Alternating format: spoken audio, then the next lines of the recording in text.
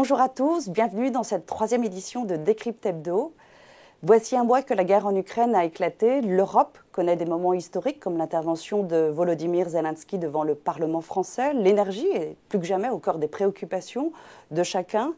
Pierre, bonjour. Bonjour Caroline. Pierre, vous êtes responsable de la gestion multi-assets de Natixis IM Solutions. Donc si les marchés financiers ont connu une relative accalmie, je dirais, cette semaine, certains risques sont néanmoins très présents. Et c'est ce que nous allons voir dans cette première partie d'émission.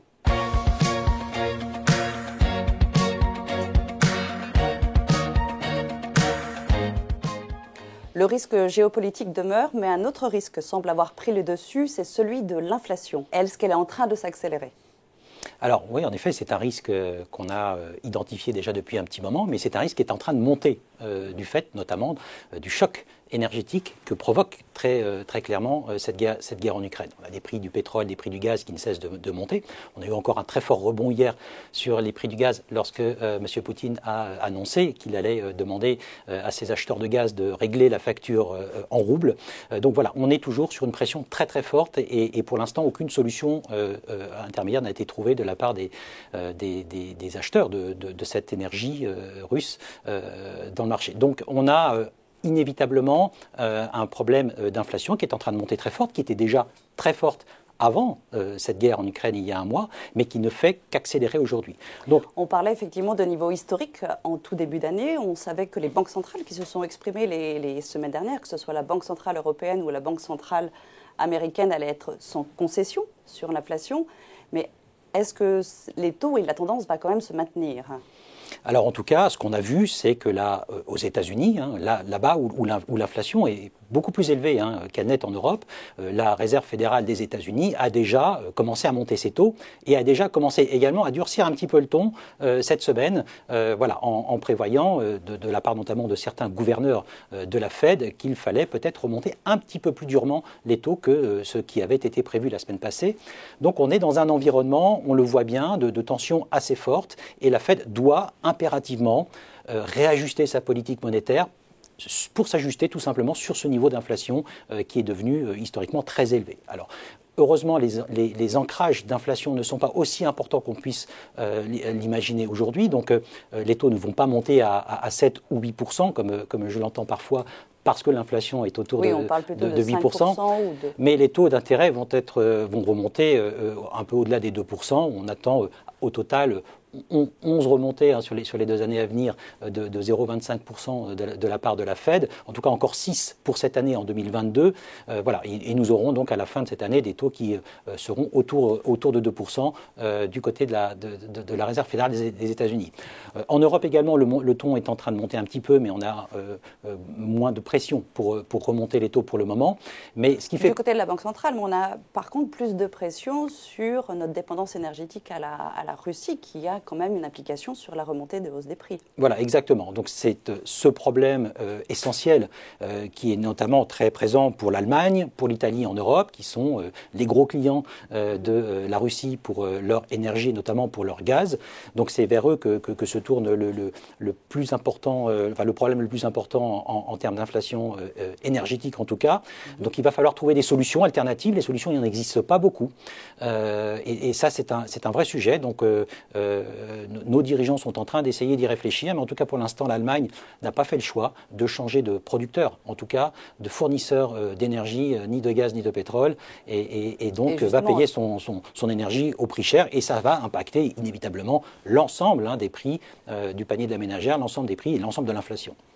Et tant que ce problème ne sera pas réglé, donc il y a quand même cette incertitude, en tout cas une décision, si elle n'est pas prise au niveau de l'Union européenne, sur leur décision quant à comment canaliser l'énergie, il y aura toujours cette incertitude. Donc on va voir, le contexte demande un peu plus de sérénité. Et dans ce contexte, on va voir justement quelles allocations d'actifs de portefeuille nous pouvons avoir.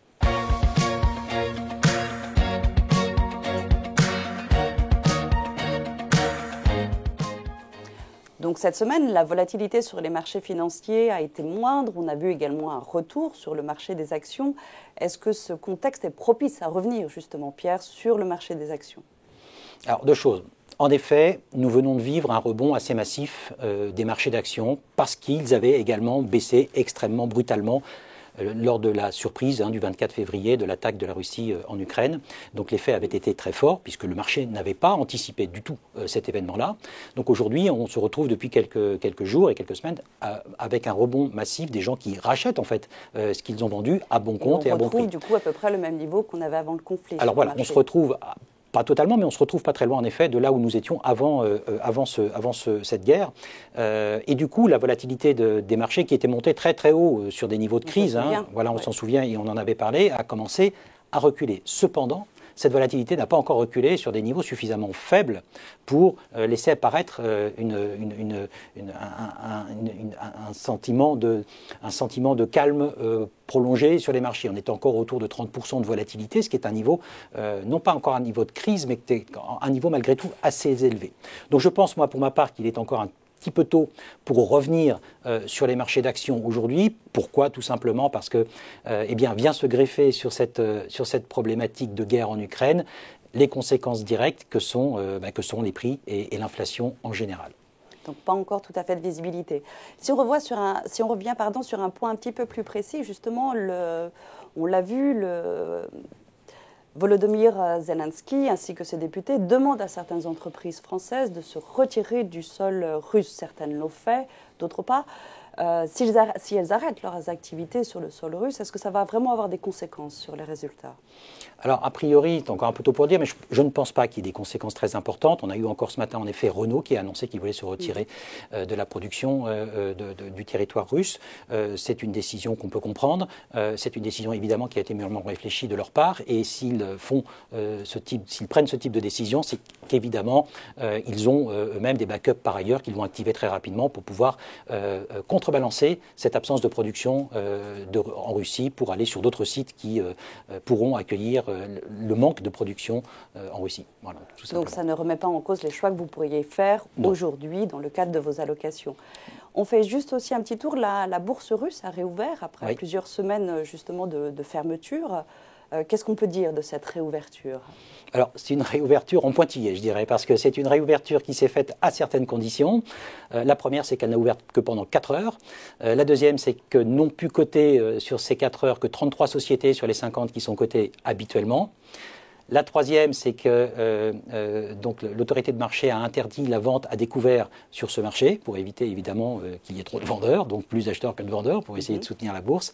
Et enfin, le fonds de pension national russe a été sollicité à hauteur de 10 milliards de dollars pour venir acheter des actions sur le MOEX pendant cette session, ce qui fait qu'on a une séance qui a pu réaliser une performance un petit peu au-delà de 4%, je crois que c'est 4,35% sur ces 4 heures de cotation. Donc pas vraiment d'impact non plus sur les autres bourses.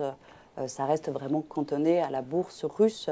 Oui, absolument. Les autres bourses sont restées relativement calmes. On a des marchés qui se portent même plutôt bien, qui sont entre la neutralité et positifs aujourd'hui. Donc le marché américain continue à bien se porter également. On a eu un marché japonais très fort ces derniers jours également.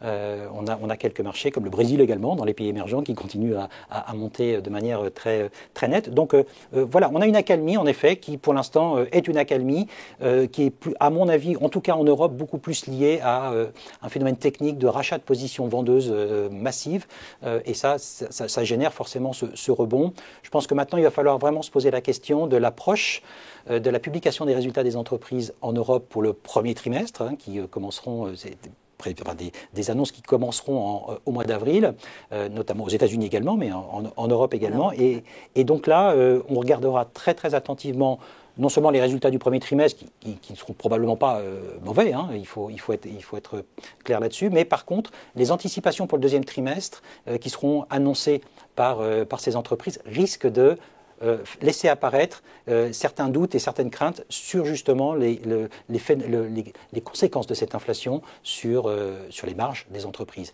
Et c'est ça qui va être, je pense, être au cœur du sujet pour le deuxième trimestre. Et ce sera l'occasion d'en parler lors d'un prochain point de Décrypte Hebdo. Merci Pierre. Merci Caroline. Merci à tous et je vous dis à très bientôt.